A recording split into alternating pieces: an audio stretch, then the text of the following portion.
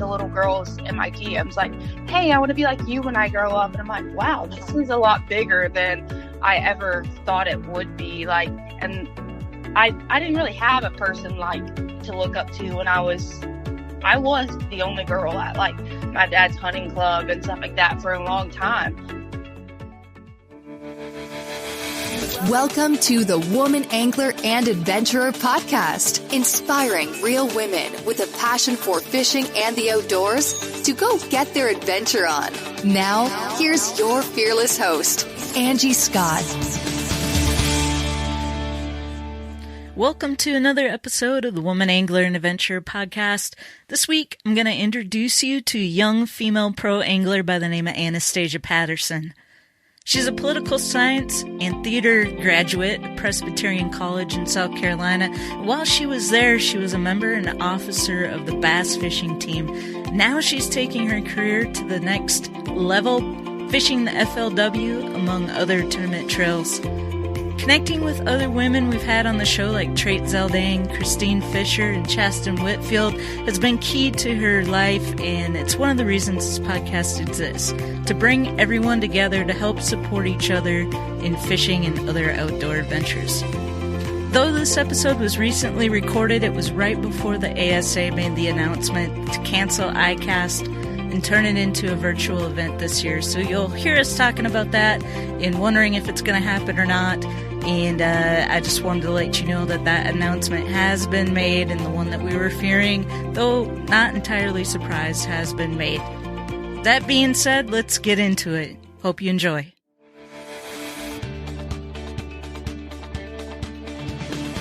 Anastasia Patterson, welcome to the Woman Angler and Adventurer podcast. And somebody on Instagram tipped me off and said, you need to have her on the show. And so I said, okay, let's do it. So I reached out and you're game, and I'm so happy to have you on today. Well, thank you so much for having me. It's really a privilege and an honor. I've listened to a lot of your podcasts, and just so great to be a part of a community like yours. Well, thanks for listening. We really appreciate that for sure. So I was doing a little research after that person reached out and said we need to have you on, and I'm pretty excited because, like, you know, our whole podcast mission is to inspire other women to get involved in hunting and fishing and other outdoor adventures, and you've been at it since a very young age, and from what I understand, your dad was a major influence in getting you involved. Can you talk a little bit about growing up in the outdoors? Yes. So my dad actually owns a sportsman's club, which is all hunting and fishing and mudding and shooting sports and all that jazz. So I grew up, honestly, before I could even walk, my dad would have to take me with him almost everywhere because my mom was the chief of police. So she was really, really busy working all the time. Then my dad was working too. When he wasn't working, we spent so much time in the woods and on the water. And I just kind of grew the passion from a young age to just be outside and be outdoors every chance I could. Last night, me and my dad were laughing because, you know, all this corona has a lot of the public landings shut down. And some of the private landings are costing a lot of money. So they're kind of like trying to keep people out, it seems almost. And my dad and I were laughing. We were just saying, you know, if we had a ramp right now, we'd want everyone in the world to just come there so they could experience the outdoors. Where are you located for people who don't know? Oh, I live in Sumter, South Carolina, but I grew up in Somerton, so on the Santee Cooper chain of lakes. Okay. And what's the current situation like in South Carolina right now? Are a lot of things shut down? A lot of stuff is shut down in South Carolina right now. There's actually we have like 30 days where you're supposed to, there's a stay-at-home order going on right now. Okay. However, you are allowed to go to the grocery store. You can go to the lake only if you're fishing. There's no beaching, or anything like that. You have to be fishing, and it can only be with your immediate family, like, or immediate household, and it can't be over 4 people, I think. Okay. Gotcha. And then there's all the restaurants and things are doing takeout only. There's a few local stores still open that are selling tackle, and then there's some like live bait drive ups, or like if you need crickets or worms, they have like little boxes with refrigerators outside and stuff like that, because it really is a huge outdoor community where I live. So, what kind of bodies of water do you have around there to fish? There's a lot of lakes near Sumter. So you could go to Lake Murray, which is going to be more clear water, the Santee Cooper chain, Lake Marion, and Lake Moultrie, which is one of the best bass fisheries, in my opinion, in the U.S., definitely in the top 10. And then just a few hours it'll take you to get to Lake Greenwood, or if you want to go fish saltwater, we're only 2 hours from Charleston, or Beaufort, and then you can even go and catch trout up in near Greenville area. So you kind of have fishing everywhere. And if you can't get on one of those bodies of water, there's a ton of ponds, and even just like bridges with water coming from them, like little creeks that if they don't have like the no fishing sign, they're open to the public. Gotcha. Well, it sounds like you're in a really great area, and a great area to grow up in for somebody who enjoys the outdoors and hunting and fishing and all of that. Yes, ma'am. So how did your dad get into it? Just to go back, I mean, did he have parents that were into it as well, or? Yes, my whole family is just incredible sportsmen, but my grandfather, he farmed a little bit and he had a barber shop, and so he just kind of got into hunting. In Somerton, there's really not much besides there's no grocery store there. There's one stoplight, a diner, and the lake, and a bunch of woods and farms. So really they had to kind of, I guess you would say that they honestly and truly had to just make their own way to get food and water whenever they couldn't go out and get it. Mm-hmm. So that's how my grandfather got into hunting, was to make a means for his family, really.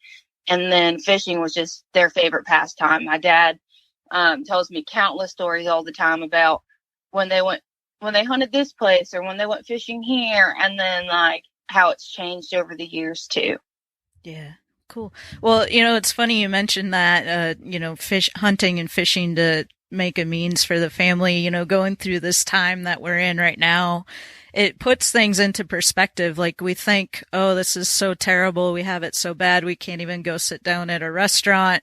But then you think about our not even so distant ancestors, like great grandparents, grandparents, that had to go out and do those things just to feed the family. So. I know, it's crazy. We honestly are just all so blessed, and it's crazy how much stuff I just took for granted. Like some of my friends, this is the longest I've ever gone without seeing them, even through college and high school. Like some of my friends, I've literally been friends with them for over 10 or 15 years, and I'm only 24 years old. So that's like most of my life, if not all of it. And this like 15 to 30 day period, I've never gone that long in my whole life without seeing them. So I think it's kind of crazy how much I took that for granted. Well, I wanted to get into your college years, because I was reading you kind of, were you the one that started the college team where you went to school? So I went to Presbyterian College in Clinton, South Carolina, which is the smallest Division I school in the U.S. And so there wasn't a team when I went to PC, and I wanted to go to a school that actually already had a team. I never thought of starting a team. The thought never crossed my mind. But I did get approached by some people asking how to start a team. So I went to the school to start one, and it didn't get approved at first. So then 2 years later, a guy who was on a team at another university came to the school, and he got a group of us together, and there was about 5 or 6 of us, and we finally got them to start a team. And it was really, really fun. And so it was really rewarding. I learned a lot. And if I could go back, I probably would have changed some of the stuff that I did with the team or did in that time. But college fishing for me really was the door opener to where I am now. Is that the first time you experienced fishing competitively? So I did fish a lot of local tournaments growing up with my dad or my dad's friends if they didn't have someone. But it wasn't in the sense for me like, oh, I have to win. I have to be the best. I want to do this forever. I had that idea, but a guy in high school, an older gentleman, actually told me that a woman would never make it in the hunting or fishing industry. And I don't know why, because I didn't even really know him, but I let it get to my skin really bad. Mm-hmm. And so I kind of just put out of my mind that like hunting or fishing was something I could ever do for a living until I kind of got lost to find myself again, kind of thing, as cliche as it sounds. And then I realized that I was a lot stronger than I thought I was, and that I was a lot better than I thought I was. So that really helped me to want to pursue fishing on a professional level. It's funny that how things like that, like I've had things like that in my life too, where somebody just really inconsequential says something and it like totally, I take it to heart and it shapes, kind of my path. And it's crazy that we let things like that happen. But what was the turning point? Was it fishing in college where you really started to feel like, okay, this is something I can do and pursue outside of, even professionally? Mm-hmm. So it actually was in theater. I never planned on being in theater class, but I went to a liberal arts college, so you have to take classes outside of your major. So I was in a theater class, and we were doing this play called God ? It was a devised theater, so we all made it up. And I had to talk about what fishing meant to me, because that was something that a lot of my friends knew that I was really passionate about and that I loved, but it wasn't something that I was like, I should be doing this. So I wrote, and it was almost like a prayer, but I wrote about how just I feel so small in this great big world every time I'm fishing, and that it's just a place where I can truly be myself, and it doesn't matter where I'm from or who I am or what's going on in the world, that fishing is just like an escape, I guess. And then that's when I realized, like, hey, this is something I really truly care about, and I could do for the rest of my life and never get tired of it. And they say if you really love something, you never work a day in your life. Mm-hmm. So yeah, that's awesome. Is that out somewhere that people could read, or have you ever put that out to the public? So I've actually really just started becoming comfortable, like talking, like getting deeper into connections with people and conversations about fishing in the last year. I wrote something for South Carolina Wildlife about 2 years ago, whenever I was like, hey, I'm taking this leap of faith. But so on my Facebook page, I write a bunch of stuff every week. So it might be on there. I'm not 100% sure, to be honest with you. Cool. All right. Well, we'll go check that out. That sounds really awesome. I think a lot of people can relate to that feeling. And, not a lot of people, though, take the leap to follow their passion like that, so that's really inspiring. I think, so many people just kind of feel like, oh, I can't really do that. That's not really legit. I need to get a career, work a 9-to-5 job or whatever. And so I love that there's people like you out there that actually follow their passion and go for it. And, what's it been like so far since you've been out of school and you've been, fishing some of these tournaments? How's it been going? So it's actually been going really well.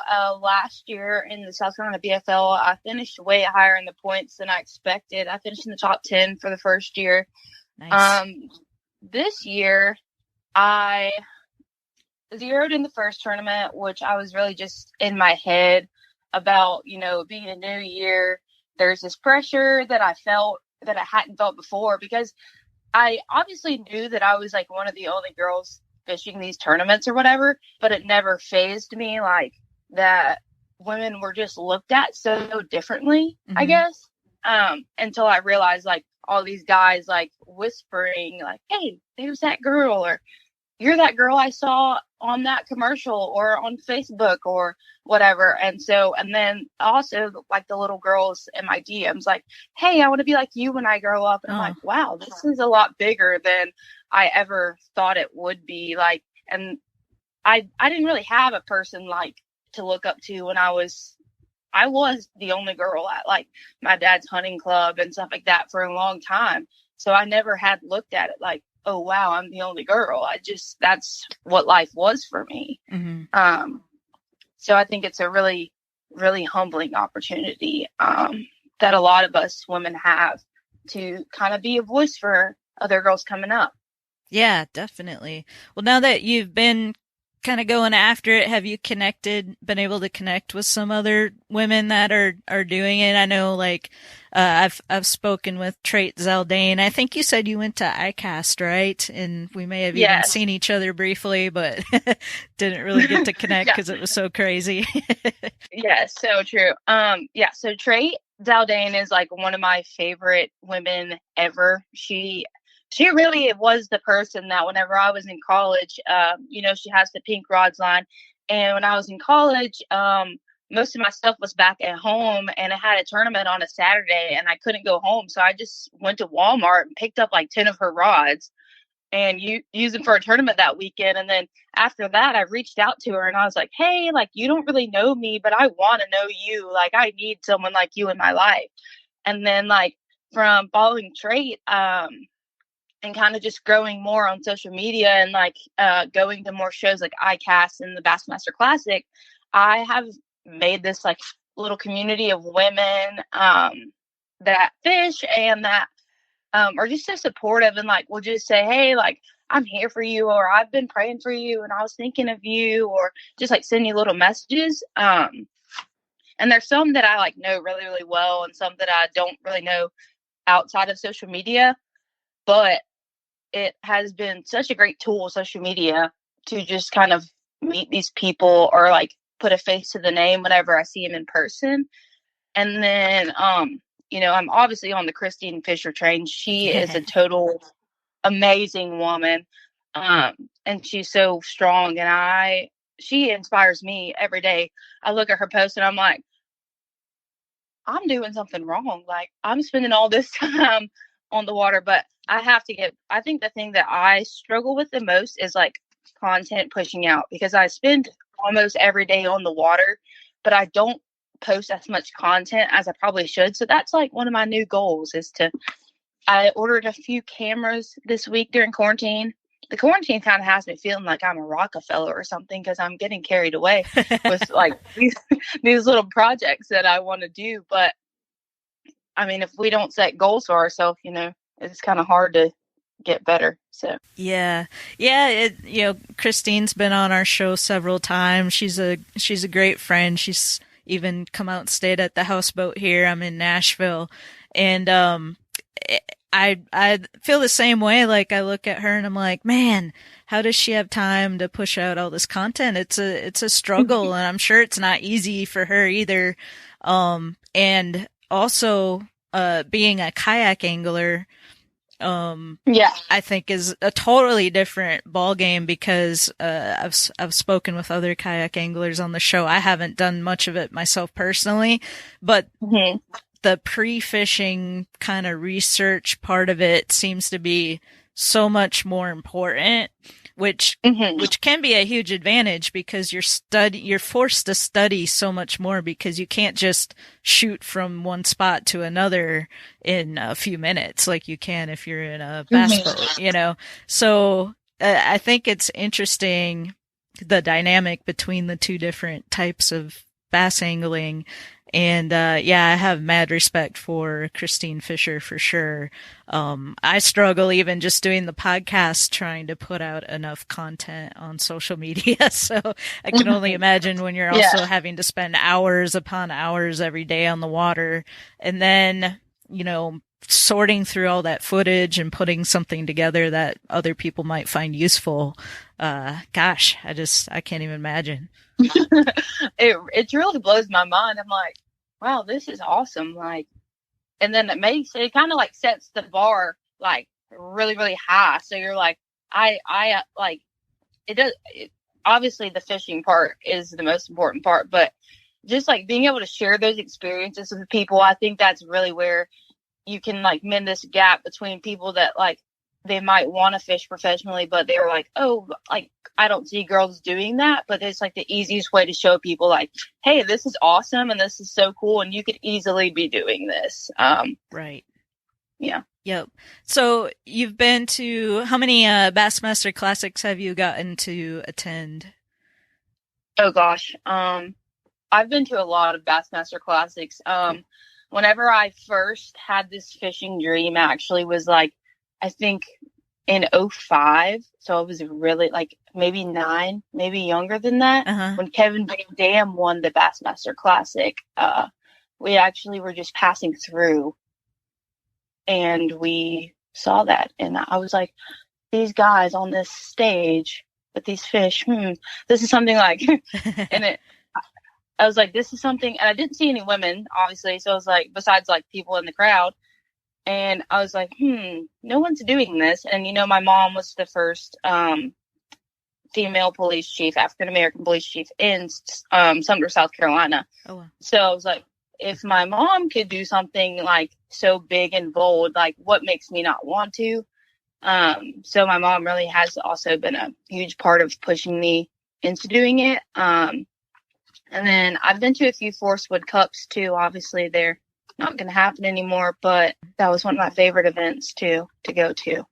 I bet that experience of seeing the Bassmaster Classic for the first time was pretty formative. I mean, I last year was my first year, the one in Knoxville, and I was like, holy cow, this is like, I came from the music industry. I worked in the music industry for 16 years, and so I've been to more concerts than I even, you know, I'm to the point where I don't really have a desire to go to concerts anymore because I had to go to so many.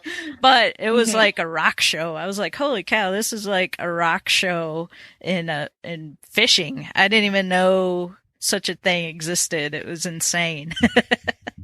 I think on the outside looking in, people like have no idea. They're like, even some of my friends were like, where did you go this weekend? I'm like, oh, I went to a fishing show. They're like, oh, like a crash show. I'm like, a crash show on like 1,000 different steroids or something. Because and it's crazy how like in fishing, there's so many people from so many different backgrounds and just like, you have like all over the spectrum kind of people, which is so cool to me.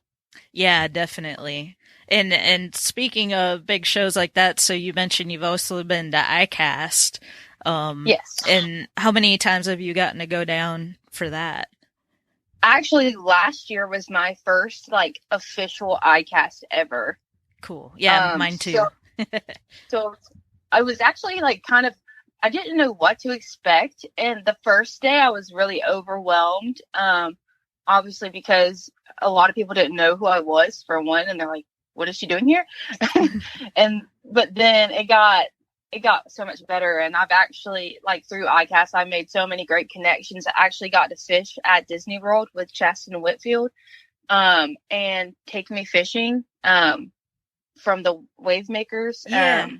I won that too, but they texted me later and said that the little girl that won, they texted me and they said, hey, would you mind giving up your spot? Because I guess both of her parents had to go for some reason.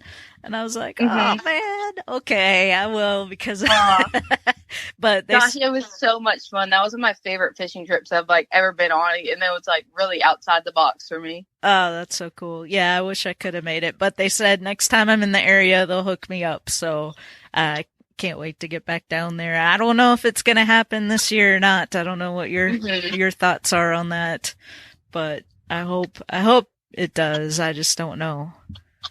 Yeah, that's how I'm like every day I'm like, and they say 15 more days, then like it'll be 20 days before I guess whenever we can leave the house. Yeah, I know. And then I think one of the other issues is going to be all of the vendors that come from overseas. If there's travel restrictions, then, you know, that's going to put a monkey wrench. It's kind of crazy because like the classic was really the last week, and I felt like anything could go on that was like a sanctioned event per se. Because like right after the classic, it was like, hey guys, like coronavirus is here and it's a lot bigger than we thought it was, kind of. And it's scary almost, but you know, I hope people are taking the necessary precautions to stay safe. And yeah, because like I actually know people that have passed away from coronavirus. And so at first for me, even I was like, oh, it's like another virus. Like people are saying it's like the flu. Of course, I want to go see my friends and whatever. But my dad's like full-time job is a disease intervention specialist. And he's like, hey, no, like, let's stay at the house. Let's not do anything for a little while. So I think life after this there's going to be a new normal for sure. I don't think it's going to go back to how it was. Yeah. It's scary when things are so uncertain right now, but I guess all we can do is take it one day at a time and keep on keeping on and do our best with the situation we've got, and we'll see what happens. But yeah, when I was at the Bassmaster Classic down in Birmingham, and I was starting to hear reports about this coronavirus and it was getting serious, and like I think, you know, we talked about it, we're so fortunate that we got out of that event kind of unscathed, because there were so many people there in such a small kind of, you know, at the expo, everybody was kind of crammed in. It was so busy. And I know a lot of people actually came down with the flu, but luckily I don't think Corona had hit anybody. So that could have been a pretty bad situation. But yeah, that was like the last big thing before everything else started canceling. And I guess we're lucky we got through it. That's for sure. I was like, I couldn't even tell you.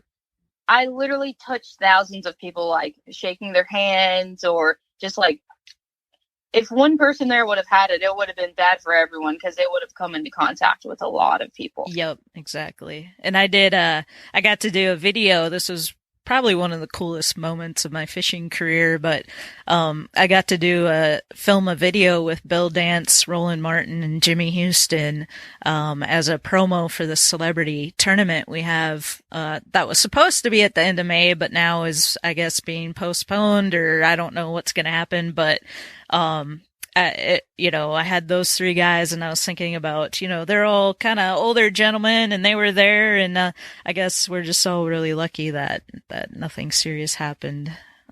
Yeah. So. But okay, so once we're through all this craziness, like what kind of stuff do you have coming up on the horizon? Okay, so obviously most of the tournaments through the FLW got postponed for the BFLs and most of the other series as well. So once I get the dates for those, I'm going to be redoing my schedule. I actually fish another series called the Carolina Bass Challenge. And then I fish a Thursday tournament in the summertime, so it's every Thursday night. So I'm going to have to kind of redo my schedule, which is something I normally do in November, and then have it set for the whole year so I can just add in tournaments here and there. Because really all I do for a living right now is fish and fish tournaments. So it's kind of like I'm in between a rock and a hard place. I was working at a boutique, which obviously is closed, and I'm not sure what after Corona is going to look like for that. Mm-hmm. So I don't know. I'm looking forward to it actually, because I feel like it's just going to be a new chapter and a clean slate, even though things are going to be weird for a little while.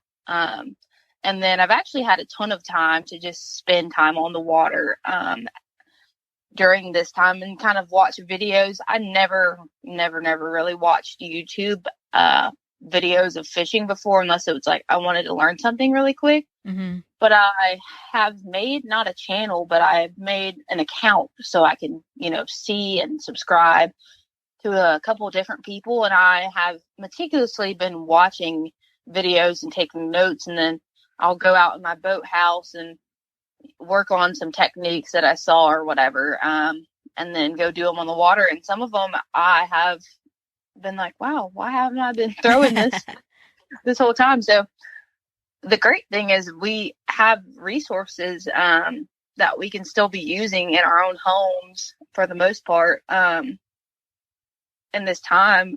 So it's really been a good learning experience for me. It's almost like I'm at homeschool, even though I'm not in school anymore, which is pretty cool. Yeah, I love hearing people that are taking advantage of this time, even though it's scary time and all of that, which we talked about, but like just making the best of it, taking time to, like you say, improve your knowledge and maybe learn some new skills, and hopefully we can all come out of this better and stronger. And we'll definitely need to keep in touch, because I'm really excited about what you're doing and your path. And I think we all need to support each other. I think it's awesome that you've been able to connect with some of these other female anglers like Trait and Christine. And I think, one of the mottos of the show is we're better together. And I think that's so true. So I'll definitely be keeping in touch and following you, and hopefully we can catch up again once we're back to whatever our new normal is. Yes.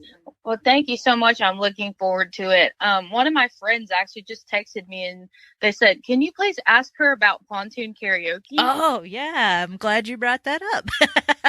That's awesome. Because my friends are like obsessed with Nashville, and I told them, I was like, hey, I'm kind of doing this podcast with this lady, and I told them more information about you. And then they're like, obviously, you know how girls are. It's like they're always looking for a crime scene investigation or something, but they're like, oh my gosh, please ask her about this Pontoon karaoke in Nashville. Yes. So one of the things I've been building up to this year, which obviously now is kind of all on hold, but hopefully I get to launch it. My plan was to launch it May 1st, but I have a relationship with Quest Pontoons and my dealer here in outside of Nashville, Anderson Marine, and they're setting me up with this new 2020 Quest splash pad pontoon. And I had this idea for pontoon karaoke, so I'm going to set up karaoke right on the pontoon, and we're going to go out on the lake here in Nashville, where, like, I don't know if you're familiar with country music, but of course. Little Big Town filmed the video for Pontoon on the lake that I'm at in Party Cove.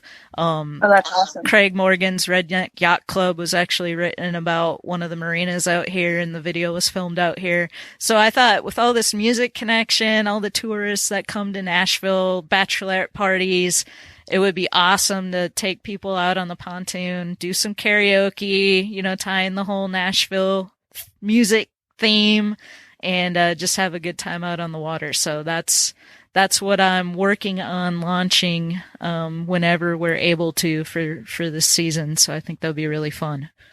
Oh, that's good. I love that. Yeah, me and my friends will definitely be visiting you. That'll be awesome. Music City very soon. Awesome. I can't wait. All right. Well, thanks for taking the time to be on the show. And like I said, we'll definitely stay in touch. Perfect. Well, thank you so much again for having me. It's been so great talking with you.